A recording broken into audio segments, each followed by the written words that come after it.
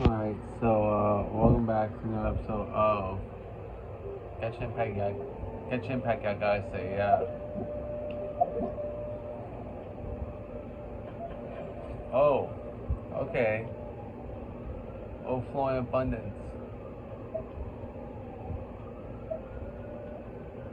Alright, that's nice. It's supposed to be bonus rewards. That's actually cool. Know of any new orchestral pieces? I like to sing. Yeah, we get it. It's coffee. Background music in the kitchen once in a while. It's a great way to find new inspiration. Let's go. Let's do this shit. And there's Baiju right there. You look much better, traveler. Should I take it that your health issues are resolved?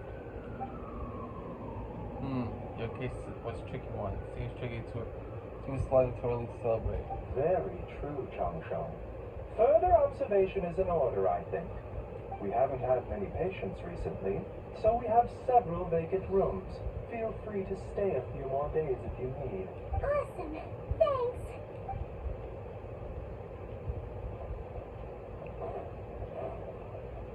Alright, let's go inside. Allow Skirk to rest. Say yeah, let's do this shit. This bag from Skirk has a ton of more in it. Does she have a job or something?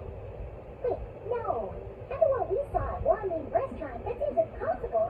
Can you imagine? It would go something like, I'll be collecting my paycheck now, boss. Oh, sure thing. Wait, who are you? Have we met? Can't hold a job if you make everyone forget about you. So, what did you do to get all this mora? Claimed some buried treasure, took care of a few monsters that were causing trouble. Nothing untoward. It's safe to use. You heard all that? A sonorous voice like yours is hard to miss. I Wow. wouldn't be surprised if the sound of it traveled to the nearest mountaintop. Yeah. Did you by chance happen to hear Paimon's little, joke earlier? You mean when you called me Frosty the Lavender Melon? Yeah, I guess he did. Sorry. Paimon totally misspoke just now. She didn't say that at all. It was, a Paimon lookalike. Yeah, she's a piece of work, that one. Always impersonating Paimon and giving people weird nicknames. Nice try, Paimon, but there's only one small, little fairy-looking motherfucker like you in this game. And that's you, Paimon. Like you're the one that did it. Like, you're not fooling anyone. Okay, fine. The truth is, Paimon didn't like you all that much at the start. But things are different now. You helped the traveler in a big way, so what do you say? Friends?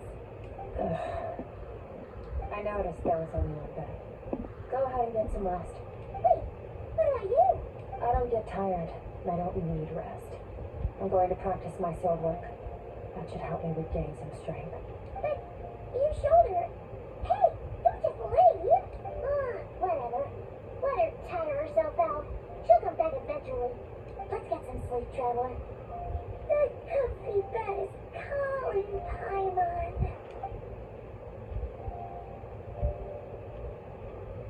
Skirk is stubborn. Even if I tried to convince her to take it easy, I doubt she'd listen. Paimon's right. Skirk will stop and take a break once she gets tired. I hope I should just get some sleep.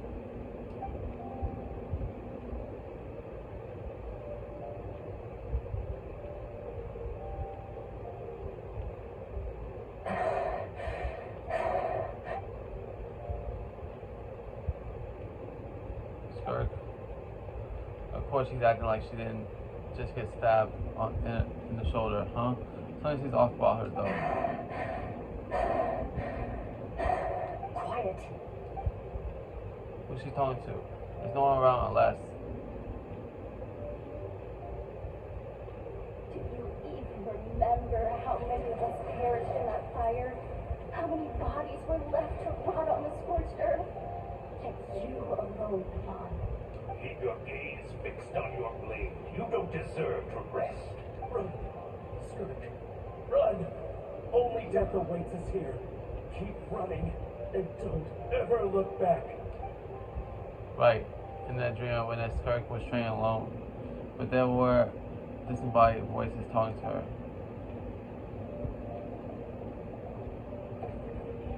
One of them mentioned a fire. Wonder what happened exactly. If only she could just talk to us.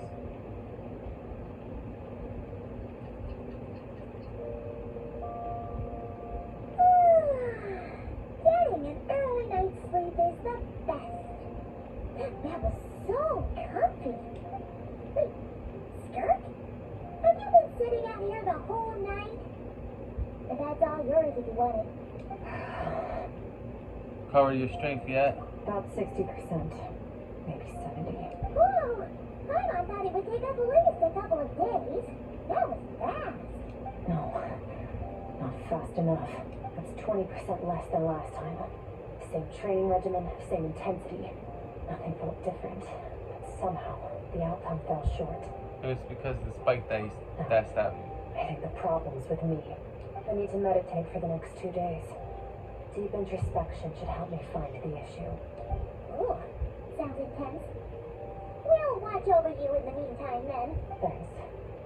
See you in 2 days. Alright, so I had to wait 2 days.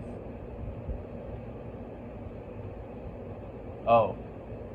You don't. It just time lapsed to 2 days.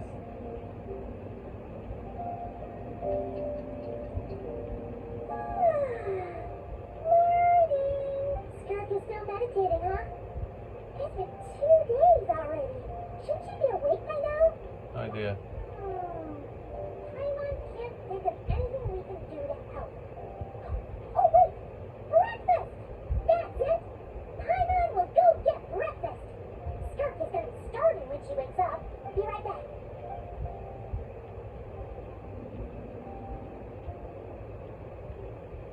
Skirk looks so serene. Almost like she really is asleep.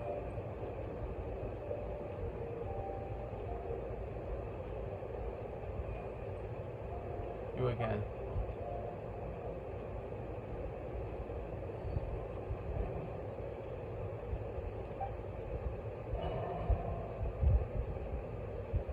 Damn, again with this shit.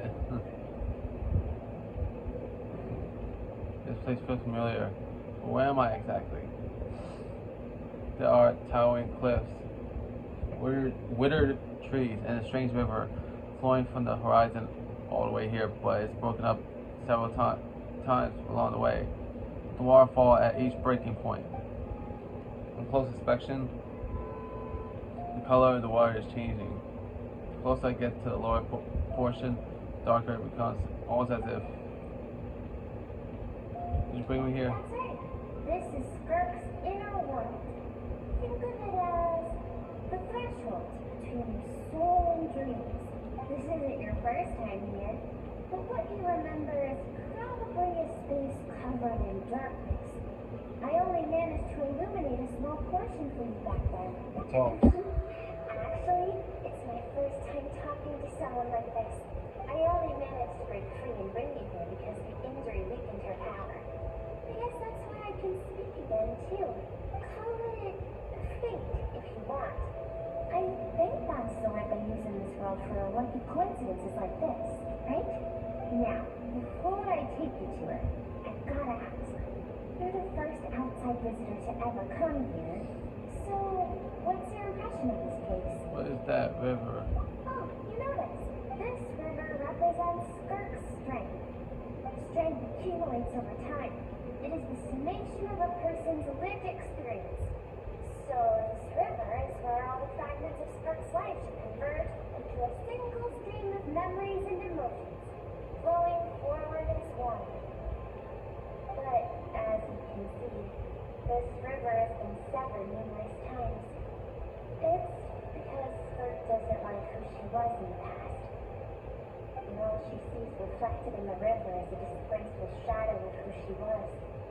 Cuts through water and rock with the sword of reason, severs her connection with the past, begins anew. Wait, that reminds me of something. You must learn to shut out all the pointless emotion. Crush the self that makes you weak, and become master over your physical form. This isn't my first taste of failure or losing power. When you fall, you get back up again and become stronger. That's how it is. Okay, so it was Sirtology who taught Skirk to place all emotional reason. Since then, it's been a constant process of abandoning, refuting, erasing her past self. I suppose that's the secret to her strength. But it's such a sad thing to think about. What she's been through. Why does it have to be this way? Yeah, bruh. Like, why does she have to, like, essentially abandon her past? Or forget about her past? And basically seal away her emotions just to get stronger. And by the way, Skirk had a fucked up past, so yeah. The answer to one mystery invites another question, I see. Let's follow the river upstream. There among the cliffs, among the memories etched into her heart, lies the truth of it all. Soon, you'll understand everything.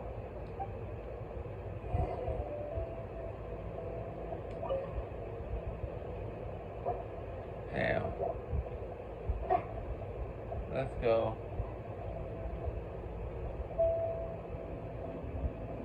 Damn, that's fucked up. Bruh. It looked like a coastline. I recognize the drawing on the sand. Wait. Isn't that the picture I drew up for Paimon? Why is it showing up in Skirk's memories? I think that's the drawing at the start of the game, I think. So yeah. And yeah, this is a good picture. There. Screenshot it. So yeah, guys.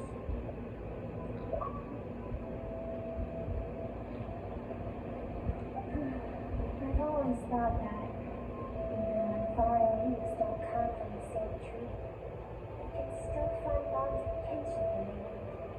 Like meteors, you both made a journey through the stars. Both travelers who have landed on a planet that is not your home.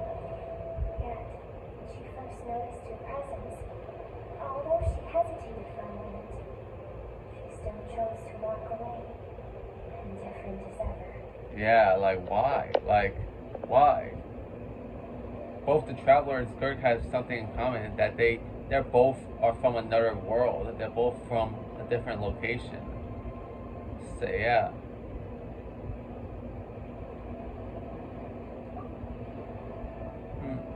If I think about it, it's not surprising at all. After what happened at the restaurant, it's obvious she prefers to disappear from other people's lives. She hasn't seen a child in years either. I doubt she's ever made a connection with this world of her own volition. What I'm seeing now is a microcosm of her entire life. Seems like you've answered your own question. Skirk sees herself as a trespasser in this world. She's made a conscious choice to avoid altering its path. But the reason for that decision stems from events much earlier on in her life. Let's keep going. It's still a long way to the source of the river.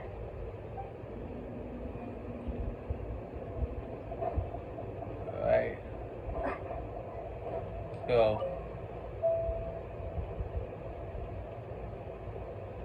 Damn, she sees herself as a trespasser. As she'll rather erase herself from other people's You now memories. have what it takes to wield immense power. From this day forth, I shall teach you no more. No one can become a worthy warrior through imitation alone.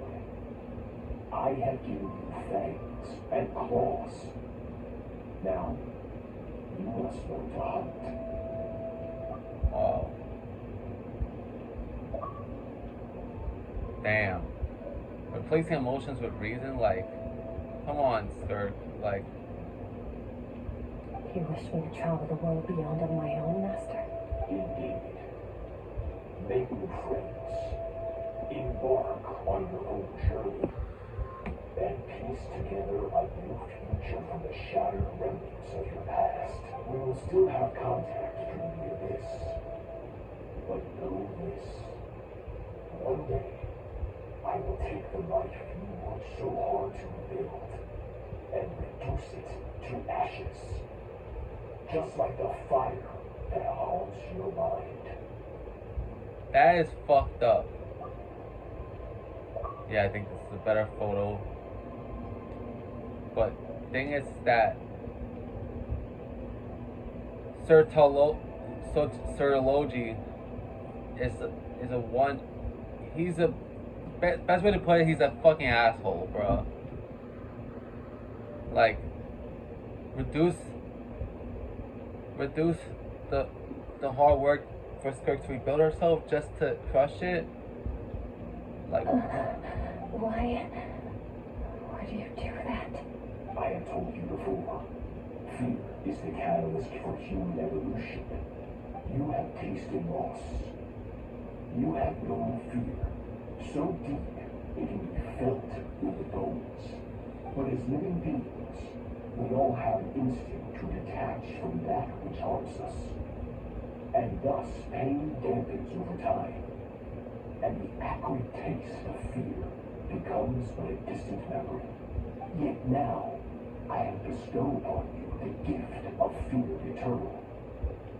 It will drown you in a nightmare of your childhood, or it shall drive you to defeat me, whatever the cost. that figure next to Skirk looks familiar, right? I saw the same figure during the battle against the all-devouring Nara. That is what Skirk's master, the foul Sertology, looked like at one point in time.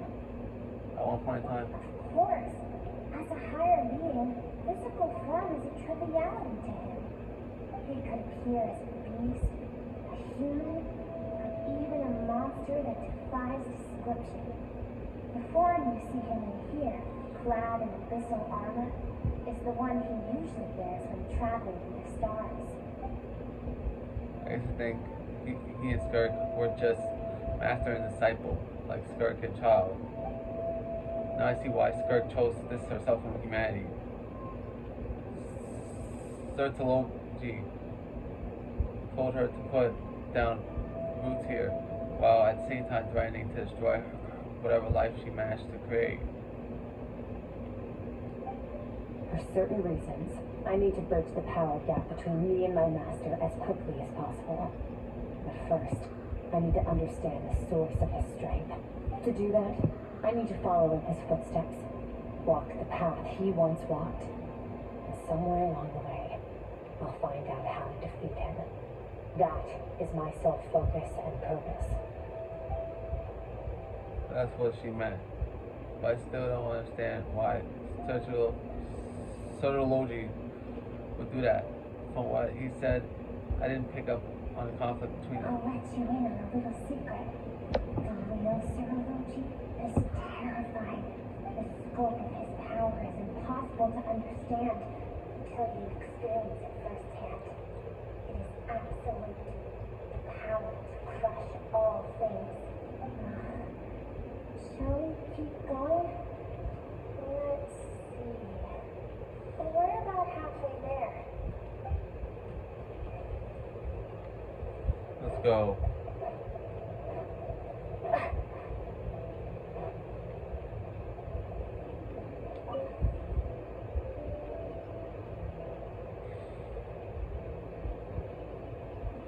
Damn.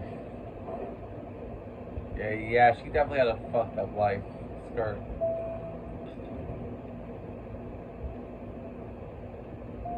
Must be Skirk when she was a kid. You've made it quite a ways already.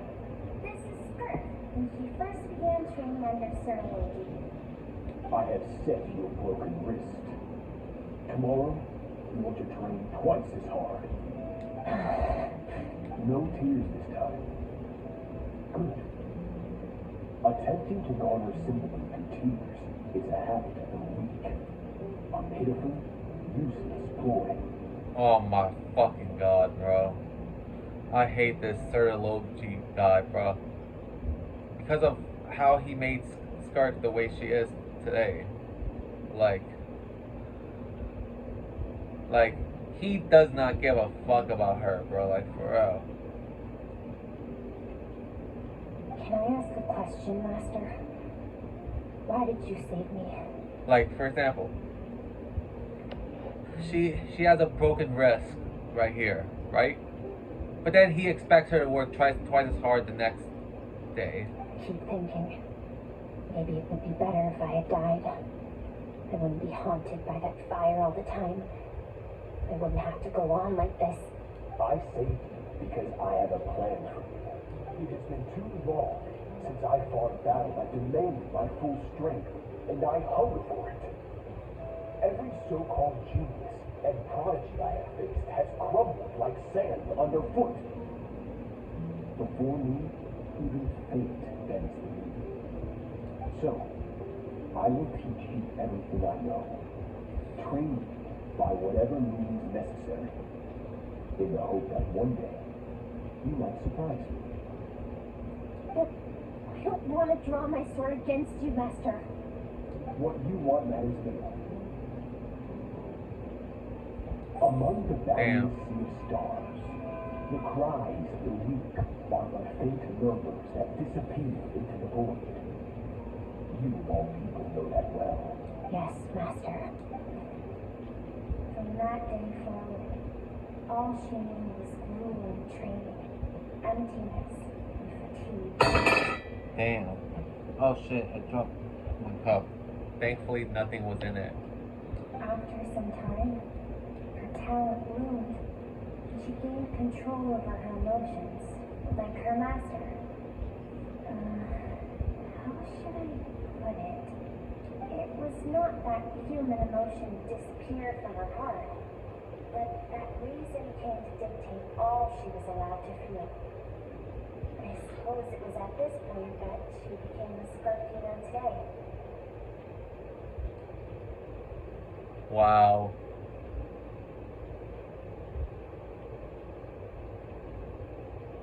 Yeah, basically her master dictated her on her feelings. So Sir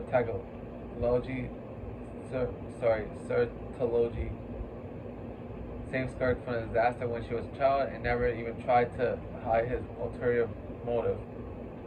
For real, like you saved Skirk from a disaster. The least you could have done is taken care of her. But no, you let your fucking motives control you over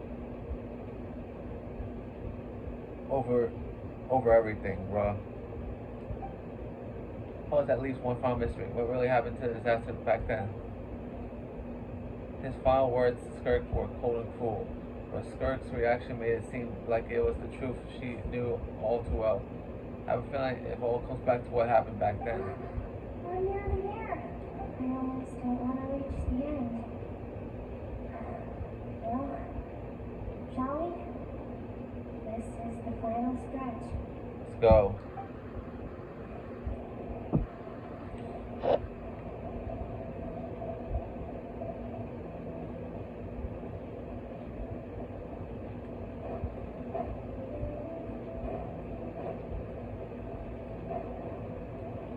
Oh fuck.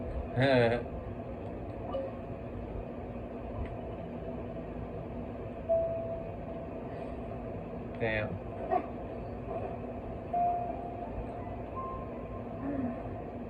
These are Skirk's happiest memories.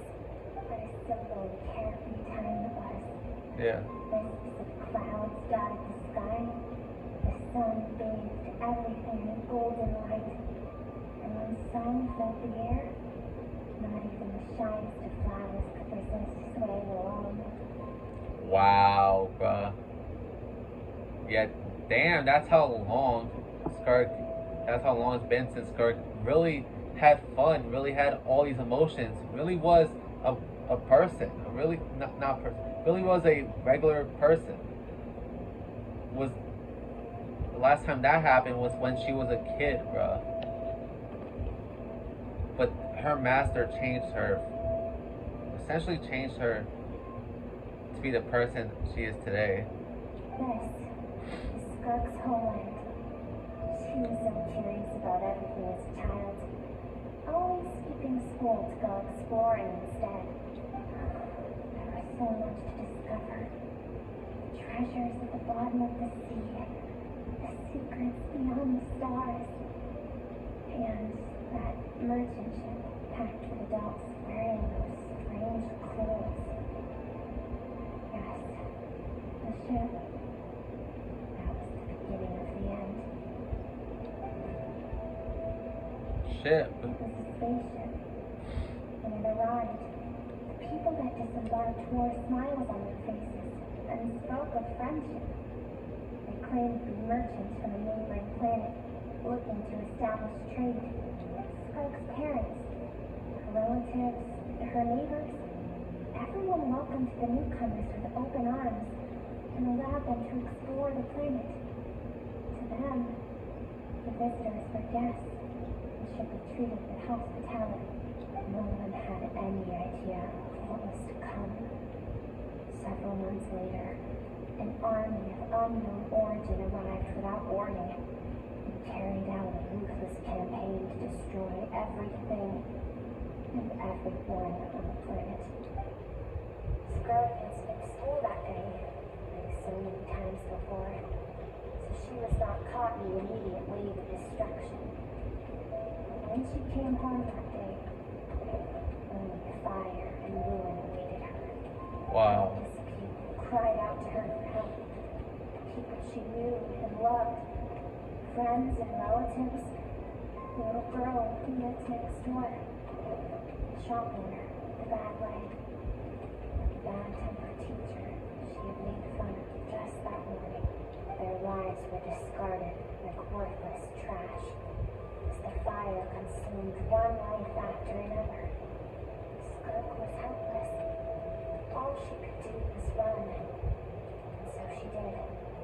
She kept running until an unexpected figure crossed her path. If Sir Logi hadn't been there in that moment, the fire would have claimed her life too. And there she would have remained, left to rot in the scorched earth. With no answer as to why any of this was happening. Wow. So Because she and her people were seen as a threat. Right. As the initial merchant ship explored the planet, we discovered that it hadn't always had the condition to support life. Yet there was evidence of human activity, even during the periods of extreme heat or cold in the past. Further research reveals that, over time, people of this planet had evolved the ability to adapt to any type of environment or energy source. For that reason, the outsiders viewed them as a potential threat and decided to eliminate them before the threat could rear its head. So, the army was called, and the so-called danger was wiped from the face of the planet. just because of speculation. Senseless, isn't it? Deemed a threat because of a gift they didn't even know they had. Perhaps it was their own innocence and kindness that doomed them. But in the end, that was lost to the blaze as well. If those with power get to decide good and evil, then all you can trust in is the sword in your hand.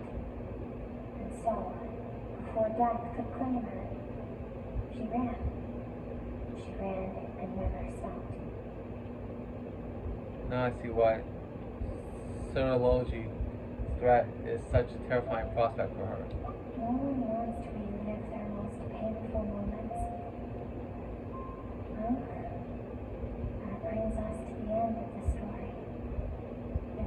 far as we can go. Skirk is waiting over there. The both of us. Let's go to her. It's time to fulfill my purpose. And my greatest wish over all these years. Alright, let's go.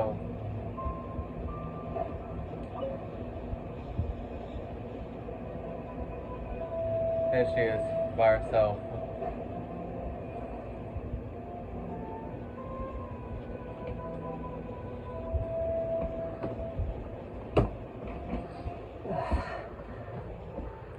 So all of this, just so you could bring her here? I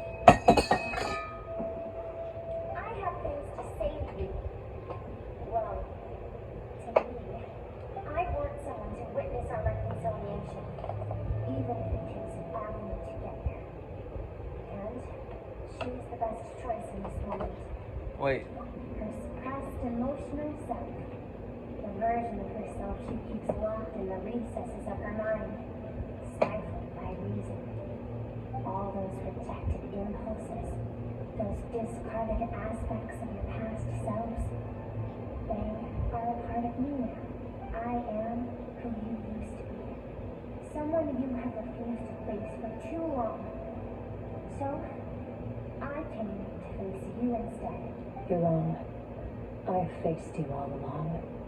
And that's exactly why I keep you locked here. Your existence makes me weak. Moments of joy and longing are when we are most vulnerable. Don't forget, it was a penchant for goodness over reason that doomed our homeland in the first place. The vastness of the universe renders everything insignificant. Our feelings most of all. Even so, learning from the mistakes of the past doesn't have to mean erasing everything. for real. Because if you just erase everything of your past, then you're not really learning from it. Strip yourself of your so-called weaknesses, emotions like kindness and empathy, and what makes you any different from the ruthless soldiers who slaughtered our people? Yeah, like, all it really does is make you the person that you hated. So, yeah.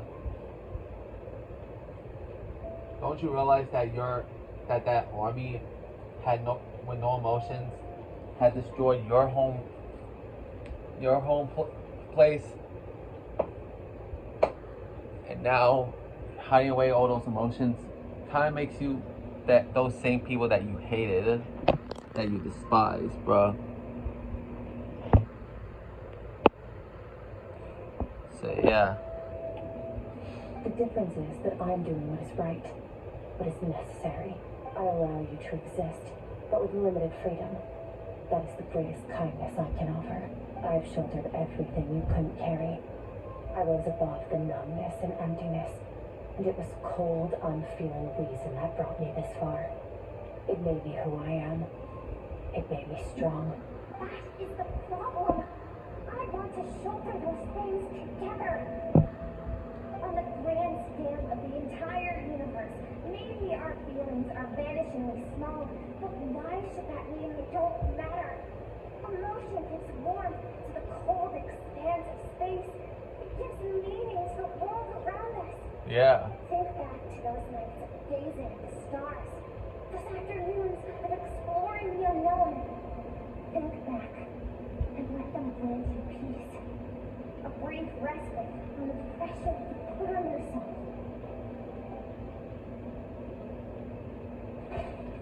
That isn't what we need. Exactly what we need. Aren't you curious about why recovering your strength has taken longer than normal this time? Finally, we get to the important part. That is the only answer I came here to find. Then look around. Look at your inner world. You cast aside your dreams and curiosity, and in doing so, you lost your original motivation. You severed all connection to who you used to be, so you can no longer draw strength from your past. Now, the only things driving you forward are fear and survivor's guilt. But these cannot take you far enough. And so, this river, the source of your strength, grows more polluted by the day. Yeah, like, having your fears as one in your survivor skill as your motivation will only take you that far, girl. Will only take you that far.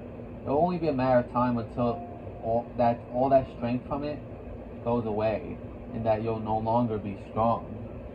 And then, what would have been the reason for you hiding your emotions for? That with no real reason. And you think that means I should seek help from a weak little thing like you? Your emotional self isn't weak. The fact that she transcended time and broke free from her constraints to come and face you, that proves Thank it. you for saying that. I knew bringing you here would be the right choice. To be honest, I'm not here to argue with you. This isn't about who's right or wrong. In fact, I agree that in order to make it through the wake of that tragedy, we had to distance ourselves from the pain through reason over emotion. But what is right at one point in time isn't always right forever. I know you will never forget that fire. I know the fact that you were the sole survivor fills you with guilt. And I know that among the voices that haunt you, mine is there too. Because deep down, you know that you didn't turn out to be the person you wanted to be. All those unfulfilled hopes are like knives to the heart. I don't want you to hurt anymore. So even if you can't accept me, I hope that at least that you can let go. Keep thinking. Maybe it would be better if I had died. I wouldn't be haunted by that fire all the time. I wouldn't have to go on like this.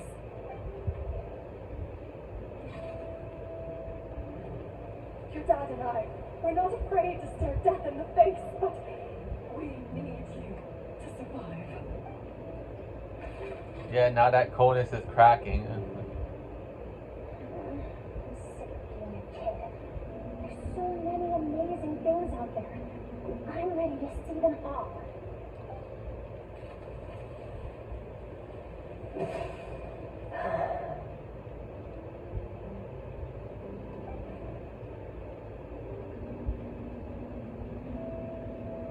I remember.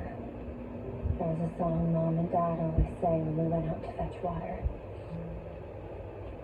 Dancing water, sand along your path is begging for your song and movement. Will you carry this burden with you on your journey? I'm not the dancing water, and you are not the burdensome sand. But if this is your wish, then I will carry you with me until the end. Thank you. I should be thanking you. Wow.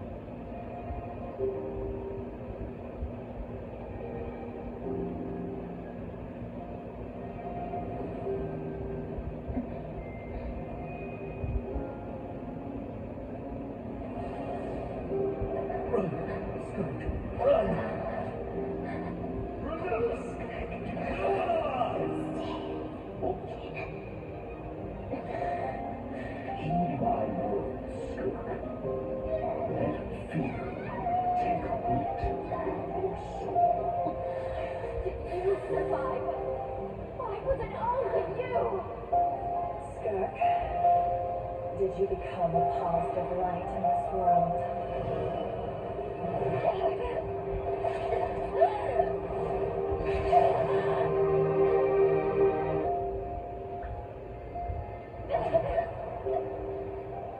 Hey, this doesn't have to be the end.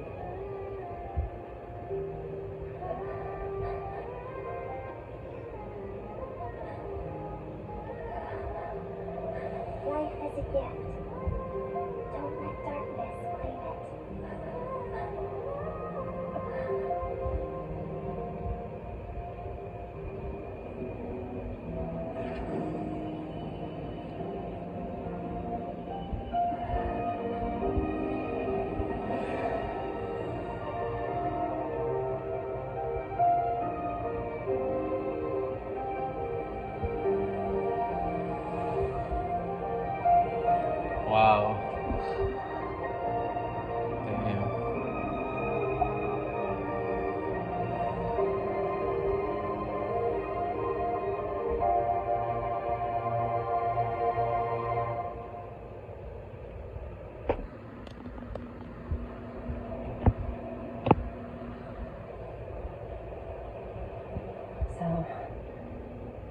my memories then. I once asked my master if survival of the strongest was the law of the universe. He said no, but in a world without order, those with no moral boundaries tend to be the ones who survive. That isn't true strength. That's why, after hearing his answer, an idea came to mind. An idea that, one day, I would create a new world order. One in which there would never be another tragedy like that fire. One in which power was not the law of the land. But that means I must defeat him. Because my master, Sir Olochi, is, at the core, a defier of all rules and order. Telling you have your work cut out for you. Yes. And not just because the gap in our abilities, but also because I have no reason to see him as an enemy. Although his decision to train me was not made out of kindness, he did everything a master should. He saved my life, taught me the sword and the principles of strength. And for that, I respect him. But he tends to face me in battle. I know. And it's not something I want. But Master never goes back on his word. I have to treat everything he says as a promise. He's no longer into that. But he sends me messages through the abyss every now and then. Most of them are simple greetings, or an answer to one of my questions. Every time I hear from him, my heart skips a beat. And I wonder if this is the moment where he'll finally appear before me and tear down everything I've built to pieces. Maybe that means I do live in eternal fear, just like he said. Yes, I respect him, but I'm also afraid of him. And for that reason, the pursuit of strength consumes every moment of my life. I don't know what Master has planned, but I have to be ready. If he does attack you one day. Help me? Why? This isn't your fight. Because if we want to build a world, I still think the Traveler should have been voiced in some of these moments, bruh. Like that ass, bruh. Because we want to build the world we both want to see. Everyone has to be willing to fight for it. If we all do our part, we can make the entire universe a kinder place.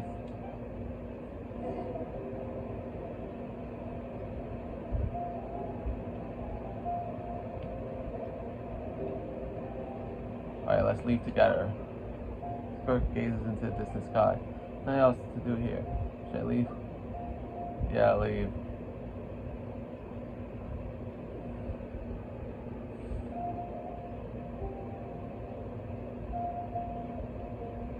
Oh, you're finally awake.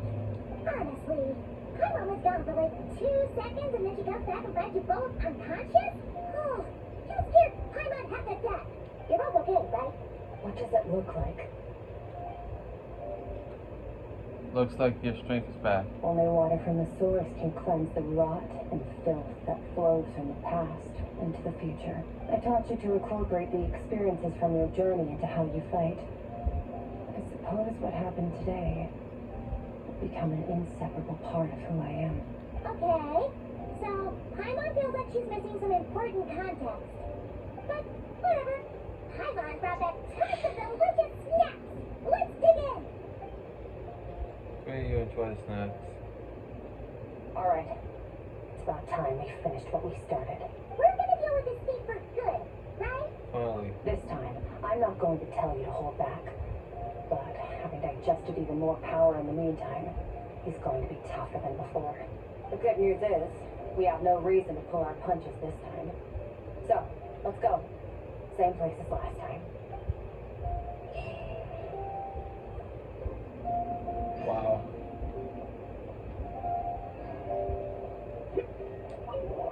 Set up to place near the chasm.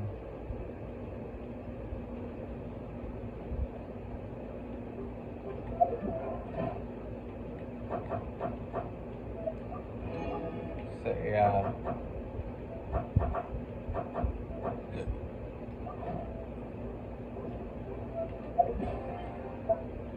Yeah, this episode is relatively long, so yeah. For a taped episode, so yeah, of mine.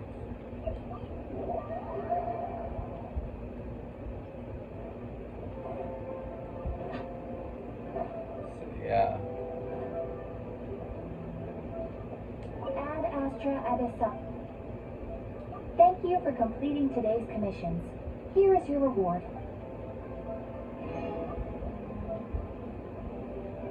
Alright, let's get.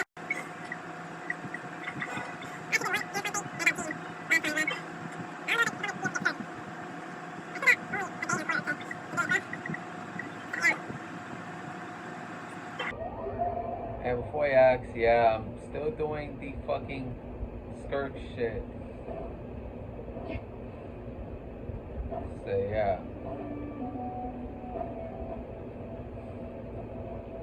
Don't worry, don't worry, don't worry. Don't worry, guys.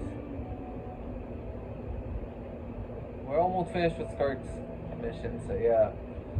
So, I'll see you guys next time. Viper, sign off.